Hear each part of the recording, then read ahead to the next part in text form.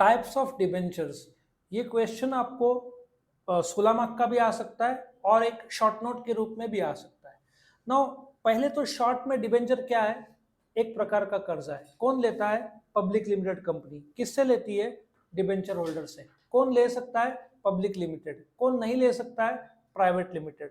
Proof के तौर पर क्या दिया जाता है उनको? Debenture certificate. रिटर्न्स में क्या दिया जाता है?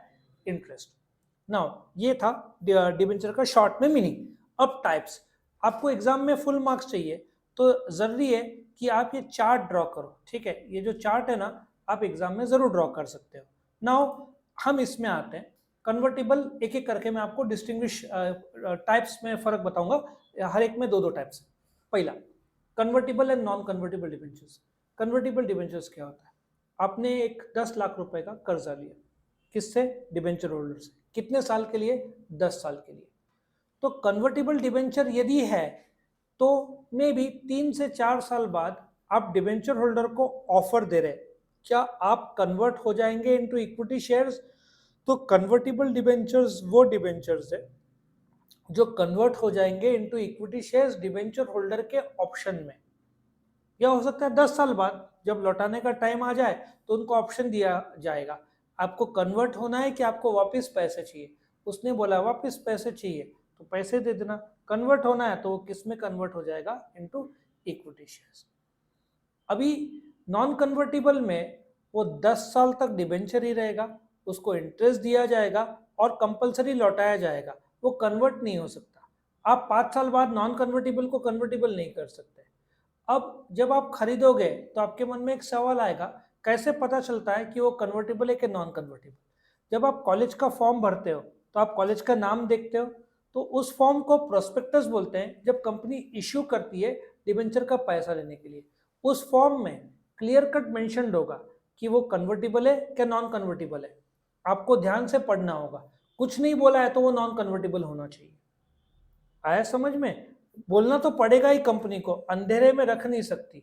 तो आपको फॉर्म, उस फॉर्म को प्रोस्पेक्टस है वहां पे चेक कर लेने का कि जो आप कंपनी को पैसा दे रहे हो वो कन्वर्टेबल डिबेंचर का है क्या नॉन कन्वर्टेबल डिबेंचर का है। समझ में आया? Number 1। Number 2, secured and unsecured debenture, इसके बारे में चर्चा करेंगे। मैंने आपसे 10 लाख का कर्जा लिया, अभी क्या गारंटी कि मैं आपको पैसा लौटाऊंगा? पैसा तो मुझे प्रॉफिट में से लौटाना है, प्रॉफिट नहीं हुआ तो क्या? तो पहले कंपनी 10 लाख लेती थी और पैसा लौटाती नहीं थी, कोर्ट में केस चलता था, गवर्नमेंट ने सब बंद कर दिया। अभी डिबेंचर इश्यू करना है, 10 लाख रुपए मुझे चाहिए तो कंपलसरी मुझे 10 लाख या ज्यादा का संपत्ति गिरवी रखना पड़ेगा। मतलब सारे डिबेंचर्स अभी सिक्योर्ड हो गए। आप अनसिक्योर्ड डिबेंचर इश्यू नहीं कर सकते, भले ही उसमें एक प्रकार दिया है, वो प्रकार है, लेकिन अभी नहीं कर सकते। तो सिक्योर्ड डिबेंचर में क्या होता है, कंपनी एक एग्रीमेंट करती है डिबेंचर ट्रस्टीज से। उस एग्रीमेंट को डिबेंचर ट्रस्ट डीड बोलते हैं, जिसके तहत मैंने कौन कौन से संपत्ति गिरवी रखे हैं उसका एक ब्यौरा रहता है। मशीनरी, लैंड, 10 लाख रुपए का।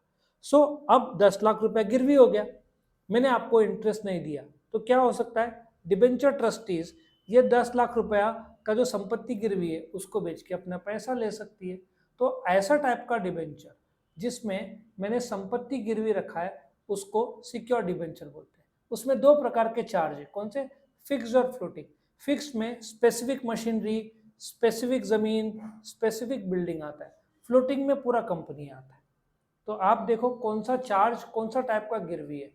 डिबेंचर होल्डर को ये सब इंफॉर्मेशन क्लियरली बताना पड़ता है, कुछ भी अंधेरे में काम नहीं होता।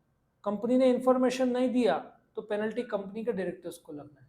ये कंपनी की जवाबदारी है कि इंफॉर्मेशन प्रोवाइड करना।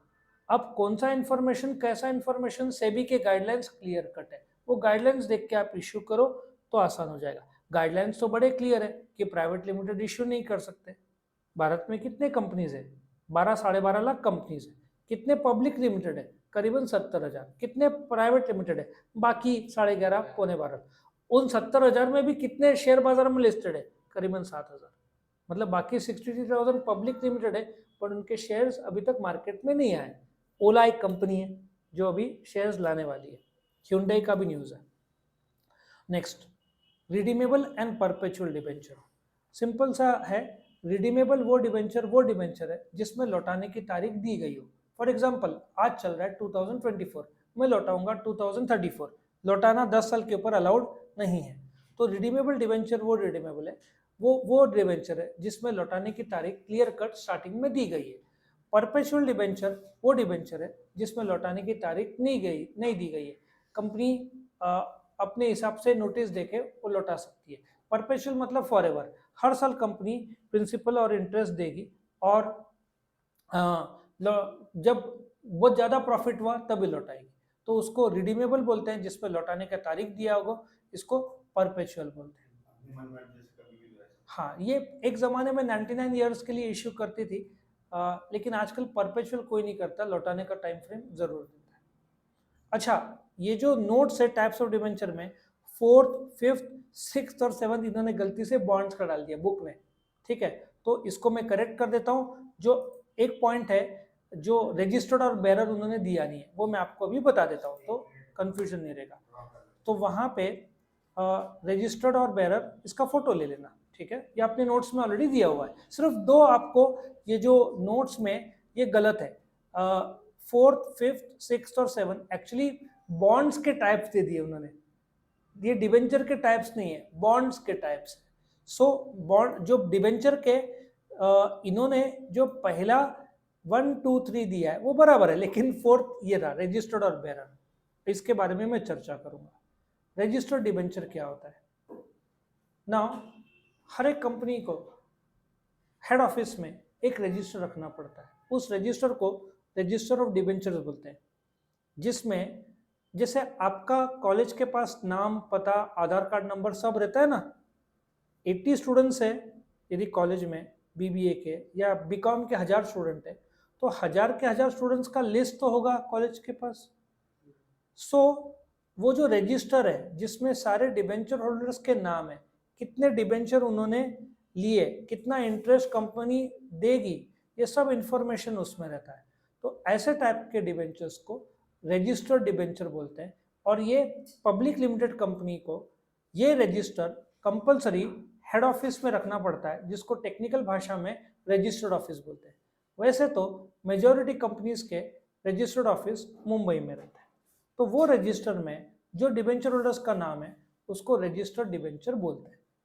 नेक्स्ट है बेरर डिबेंचर। अब ये होता क्या है, अभी एक पिक्चर का टिकट आपने देखा है, उसमें आपने बुक किया, क्या आपका नाम आएगा? नहीं, तो वो टिकट आप नहीं जा पा रहे, आप किसी और को दे सकते हो, द आंसर इज यस। तो बेरर डिबेंचर क्या होता है, कंपनी के पास डिबेंचर होल्डर का नाम नहीं है, वो एक ब्लैंक चेक की तरह है। मेरे पास यदि डिबेंचर है तो वो मैं आपको दूंगा, आपसे पैसा लूंगा, ठीक है, तो आप मालिक हो गए।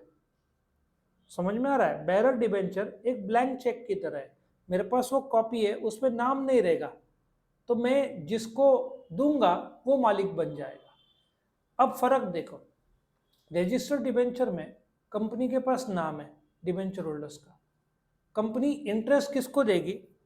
कंपनी के पास नाम पता है उनको ही देगी। बट बेरर में तो कंपनी के पास नाम और पता है ही नहीं, तो कंपनी कैसे दे पाएगी?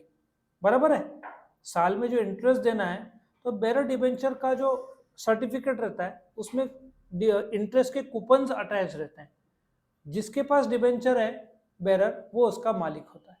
तो जो इंटरेस्ट कूपन आप फाड़ के, जैसे फूड के कूपन्स होते हैं ना, आप वो जाकर जाओ कंपनी को दो और कंपनी आपको चेक दे देगी।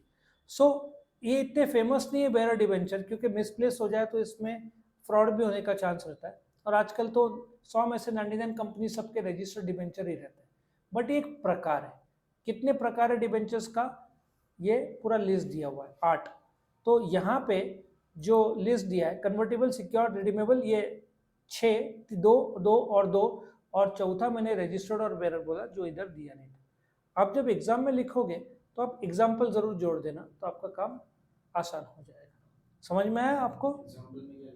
एग्जाम्पल में रिलायंस ने लिया है डिबेंचर डाल देना, या कन्वर्टेबल में रिलायंस का जो डिबेंचर होल्डर है उसके पास 100 डिबेंचर थे, उसको 50 इक्विटी दिए तो कन्वर्ट हो गया। और रजिस्टर्ड डिबेंचर में आप बोल सकते हो कंपनी का रजिस्टर मेंबर्स हेड ऑफिस रहता है, रिलायंस का हेड ऑफिस मुंबई में। उधर लिस्ट होगा। आया समझ में? तो ये था आपका डिबेंचर के टाइप्स।